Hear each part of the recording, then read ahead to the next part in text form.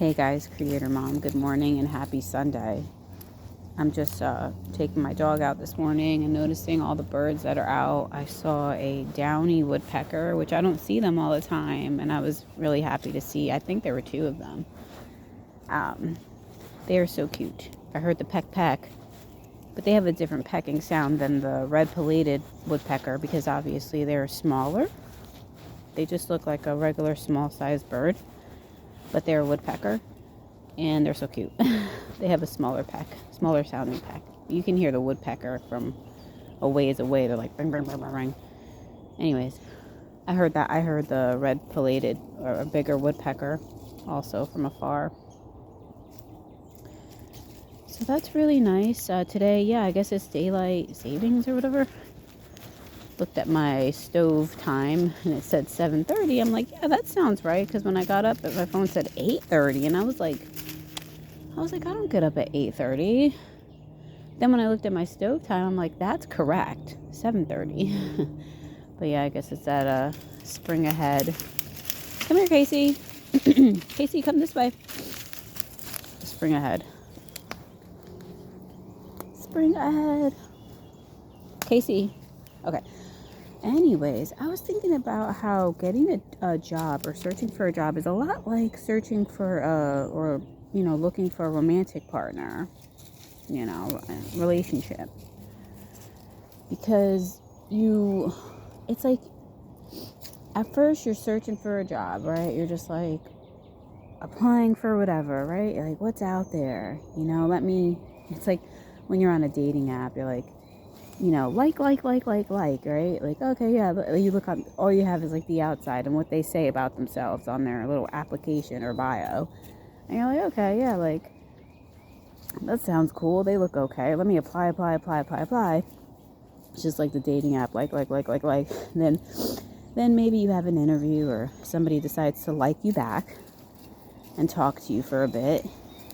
And yeah, a lot of them fall away. And, then you find one you're excited about, right? Find a job or a guy, like, oh, I think this is the one, like, and then you start looking a little deeper, right? You have a few interviews, you start talking about the details more deeply, and sometimes you're just like, yeah, this still seems like the one, and then sometimes you're like, oh man, I think I see some red flags, or they kind of don't meet my non-negotiables. And but it's like, I was thinking about if you're desperate for a man or partner, you're desperate for a job, sometimes you're going to take the first thing that comes. And even if you see the red flags, you're going to you're not going to turn it down because you're like, well, I don't know if another one's going to come, right? I don't know if there's another man out there for me, or I better just take this. Because of scarcity, like another one might not come my way, no other man might ever want me, so I better, stay where I'm at. My therapist introduced me to the whole non-negotiables list. I think it's a really amazing thing to think about, because when you are aware and really take time to write down your non-negotiables for like a job or a partner, because both of these things are partnerships, in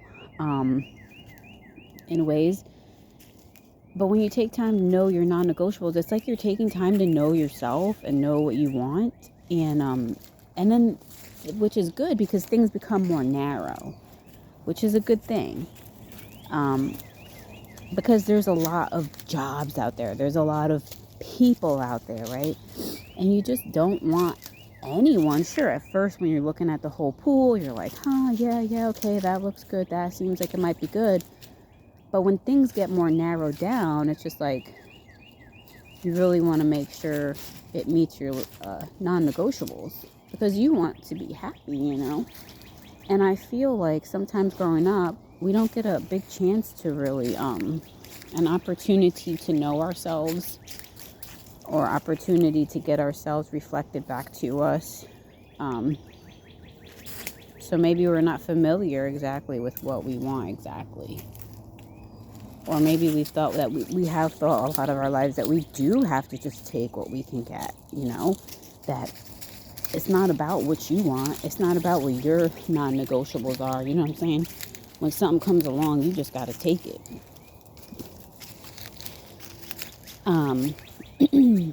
Yeah, instead of analyzing it and saying, okay, because the emotions say, yes, I'm excited about this. Just take it. It doesn't matter. This is the one, right?